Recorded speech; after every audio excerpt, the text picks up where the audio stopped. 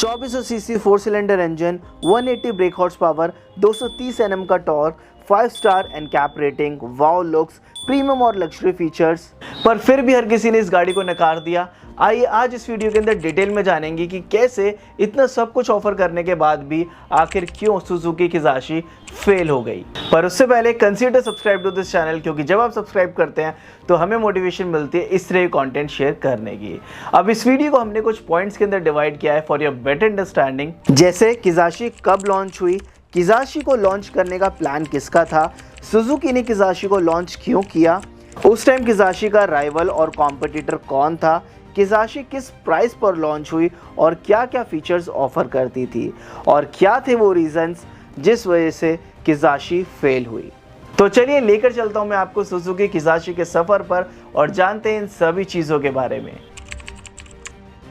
किजाशी को लॉन्च करने का प्लान था मिस्टर हिरोताका ओनो, जो कि सुजुकी कंपनी के चेयरमैन ओसामू सुजुकी के सन इन लॉ थे, जिन्होंने सुजुकी को 2001 में ज्वाइन किया और ज्वाइन करने के एक साल बाद सुजुकी के इंटायर लाइनअप को स्क्रैप कर दिया और कंपनी के न्यू मॉडल्स पर काम करना शुरू कर दिया। और ये डिसीजन काफ़ी फ़ायदेमंद रहा और इसी डिसीजन के बाद काफ़ी कार लॉन्च हुई जिसने इंटरनेशनल मार्केट में काफ़ी ज़्यादा नाम कमाया, जैसे कि Swift.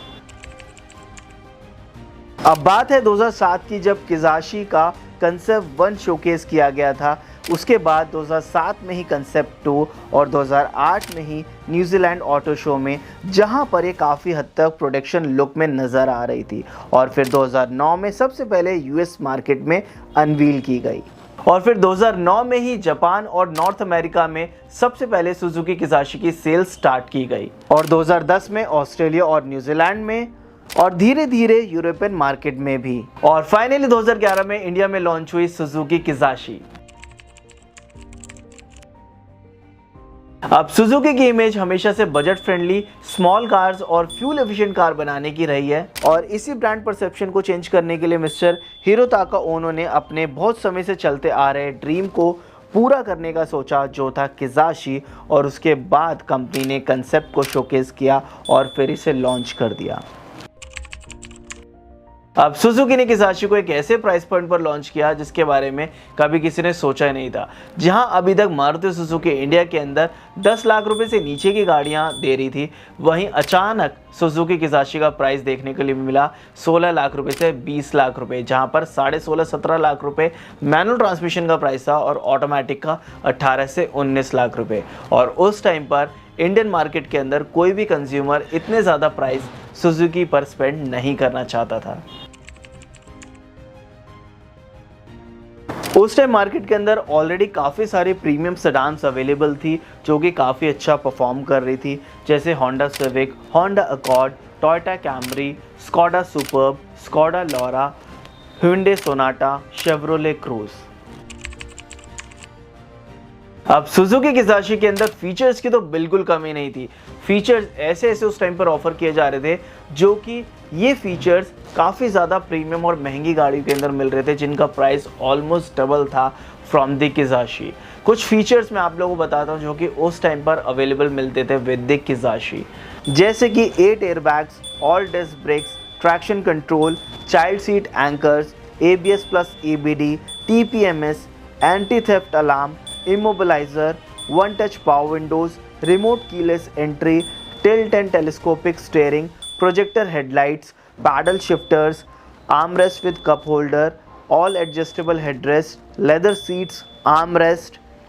Start stop button, entertainment system, memory seats, electric और पावर्ड सीट्स, अलॉय व्हील्स, जैसे तमाम फीचर्स उस टाइम पर किजाशी के अंदर ऑफर किए जाते थे। अब जानते हैं कुछ रीजंस के बारे में जिस वजह से सुजुकी किजाशी फेल हुई। सबसे बड़ा रीज़न है ब्रांड इमेज। अब मारुति सुजुकी पहले भी और आज भी जानी जाती है फ्यूल एफिशिएंट, बजट फ्रेंडली और स्मॉल कार्स के लिए, बट सुजुकी किजाशी को लॉन्च करके सुजुकी कंपनी प्रीमियम सेगमेंट में एंटर करना चाहती थी, बट अनफॉर्चुनेटली उस टाइम पर मारुति पर किसी ने भी इतना पैसा स्पेंड करने के लिए रिस्क नहीं लिया। सेकेंड रीजन, CBU यूनिट और not made in India product. अब सुजुकी और इनके टॉप ऑफिशियल इतना ज़्यादा पॉजिटिव थे about the Suzuki Kizashi sales in the Indian market, और उनको लगता था कि जैसे हम किजाशी को लॉन्च करेंगे इंडियन मार्केट के अंदर तो इसकी सेल्स आसमान छू जाएंगी, और उन्होंने सिंपली डिसाइड कर लिया कि हम सुजुकी किजाशी को जापान के अंदर असेंबल करेंगे और उसके बाद इसको कंटेनर में डालकर इंडिया में शिप करके इसको डायरेक्टली सेल करेंगे, और जिस वजह से ये बन गई एक CBU यूनिट यानी कि कंप्लीटली बिल्ट यूनिट, जिस वजह से इसके ऊपर काफ़ी ज़्यादा टैक्स लगा और ड्यूटीज़ लगी, और इसी वजह से किजाशी काफ़ी ज़्यादा महंगी थी इंडिया के अंदर।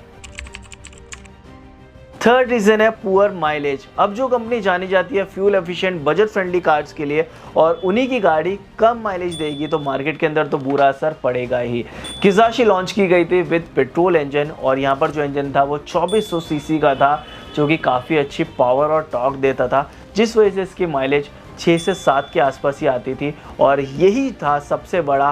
टैग जो कि मार्केट के अंदर पड़ा लोगों के ऊपर कि जो किजाशी है वो काफ़ी कम माइलेज देती है। Fourth reason, no diesel option. अब सुजुकी किजाशी लॉन्च की गई with petrol engine with automatic and manual option, but यहाँ पर कोई भी डीजल ऑप्शन नहीं था, और जो भी कार्स compete कर रही थी विद दी किजाशी उनके पास ऑलरेडी डीजल इंजन्स थे, और उस टाइम पर डीजल की जो प्राइस थी वो काफ़ी ज़्यादा कम थी, और पेट्रोल और डीजल के अंदर एक काफ़ी बड़ा गैप था, इसीलिए कंज्यूमर्स काफ़ी ज़्यादा डीजल इंजन ऑप्ट करते थे क्योंकि वो माइलेज भी ज़्यादा देते थे। बट वहाँ पर किजाशी के पास में डीजल इंजन ऑप्शन नहीं था, जो एक और कारण है जिस वजह से सुजुकी किजाशी फेल हुई। आज से 13-14 साल पहले सुजुकी ने 16 से 20 लाख रुपए के बीच में इस कार को लॉन्च करके कहीं ना कहीं काफ़ी ज़्यादा हैवी ओवर प्राइस कर दिया, क्योंकि एक CBU यूनिट थी, और उस टाइम पर मारुति जानी जाती थी अंडर 10 लाख्स वाली कार्स बनाने के लिए, और उस टाइम पर सुजुकी किजाशी का रेट 16 से 20 लाख रुपए था, और उस टाइम पर कोई भी इतने ज़्यादा पैसे सुजुकी पर खर्च नहीं करना चाहता था। उस टाइम पर ऑलरेडी काफ़ी सारे कॉम्पिटिटर्स थे मार्केट के अंदर जो कि काफ़ी अच्छा परफॉर्म कर रहे थे, और कंज्यूमर्स उनको ज़्यादा ऑप्ट करते थे ड्यू टू रिलायबिलिटी और एक ट्रस्ट, एक प्रीमियम फील की वजह से।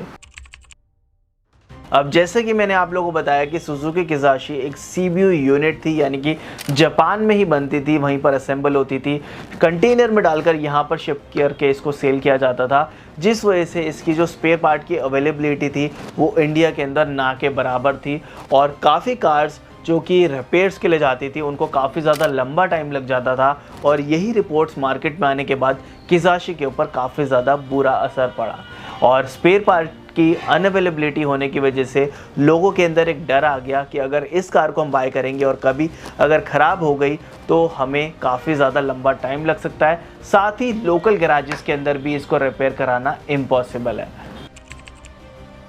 अब जिस टाइम पर सुजुकी ने किजाशी को लॉन्च किया वो टाइम था एक सेडान का, और काफ़ी अच्छा क्रेज़ था उस टाइम पर सेडान का, और मार्केट के अंदर ऑलरेडी प्रीमियम और लग्जरी सेगमेंट के अंदर सेडान्स अवेलेबल थी जो कि काफ़ी अच्छा परफॉर्म कर रही थी इंडियन मार्केट के अंदर, और उस टाइम पर कोई भी पर्सन इन सेडान से हटकर किसी एक नई सेडान के ऊपर पैसा लगाने के लिए रिस्क नहीं लेना चाहता था, और उस टाइम पर already Honda Civic, Honda Accord, Camry जैसी जो गाड़ियां हैं वो काफ़ी अच्छा परफॉर्म कर रही थी। सो ये थे वो कुछ रीजंस जिस वजह से सुजुकी किजाशी फेल हुई, और उम्मीद करता हूं कि आपको बेटर क्लैरिटी आ पाई होगी सुजुकी किजाशी के सफ़र के बारे में इन इंडिया, कि कैसे ये सफ़र इंडिया के अंदर इतना जल्दी थम गया। उम्मीद करता हूँ कि आपको वीडियो काफ़ी ज़्यादा इन्फॉर्मेटिव लगी होगी। उम्मीद करता हूँ वीडियो को आपने अभी तक लाइक कर दिया है। मिलते नेक्स्ट वीडियो में, और इस वीडियो को अपने दोस्तों का ज़रूर शेयर कीजिएगा जो कि सुजुकी किजाशी के फ़ैन हैं, या फिर जिनको सुजुकी किजाशी के इस सफ़र के बारे में नहीं पता।